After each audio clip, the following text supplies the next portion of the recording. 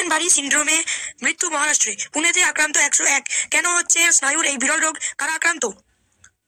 Guillain বাড়ি syndrome বা GBS ক্রমেই চিন্তার কারণ হয়ে উঠছে। এই রোগে আক্রান্ত হয়ে মহারাষ্ট্রে একজনের মৃত্যু হয়েছে। পুনেতে আক্রান্তের সংখ্যা বেড়েছে 101 জন, যাদের মধ্যে অন্তত 60 জনের শারীরিক অবস্থা সংকটজনক। তাদের ভেন্টিলেটর সাপোর্টে রাখা হয়েছে। মহারাষ্ট্র স্বাস্থ্য দপ্তর জানিয়েছে আক্রান্তদের মধ্যে 19 জনের বয়স 9 বছরের নিচে। চিকিৎসকদের অনুমান ভাইরাস থেকেই হচ্ছে এই রোগ। গিলেন বাড়ি সিন্ড্রোম স্নায়ুর এক বিরল রোগ, যা শরীরকে পক্ষাঘাতগ্রস্ত করে দিতে পারে। কিছু দিনের মধ্যেই স্নায়ু দুর্বল হতে শুরু করে, পেশি অসাড় হয়ে যায়, রোগীর মুখ বেঁকে যেতে পারে, হাঁটাচলা করা বা কথা বলার ক্ষমতা থাকে না অনেক সময়। সেই সঙ্গে দেখা দিতে পারে শ্বাসকষ্ট।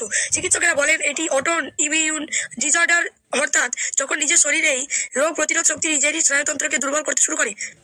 কাদের হচ্ছে এই রোগ? এই বিষয়ে স্নায়ু রোগ বিশেষজ্ঞ বলেন কম্পাইলোব্যাক্টর সাইটোমেগালো ভাইরাসের মতো কয়েক রকম ভাইরাসের সংক্রমণে এই রোগ হতে পারে। কোভিডের পরে গিলেন বাড়ি সিন্ড্রোমে আক্রান্তের সংখ্যা বেড়েছিল। সাধারণত দেখা যায় যারা শ্বাসযন্ত্রের কোনো রোগ সারিয়ে উঠছেন বা ভাইরাল গ্যাস্ট্রোএন্টারাইটিসের মতো রোগে ভুগছেন, তাদেরই পড়ে গিয়ে গিলেন বাড়ি সিন্ড্রোম হয়েছে। অনেক সময় কোনো ওষুধ বা প্রতিষেধকের পার্শ্ব প্রতিক্রিয়াতেও এই রোগ হতে পারে।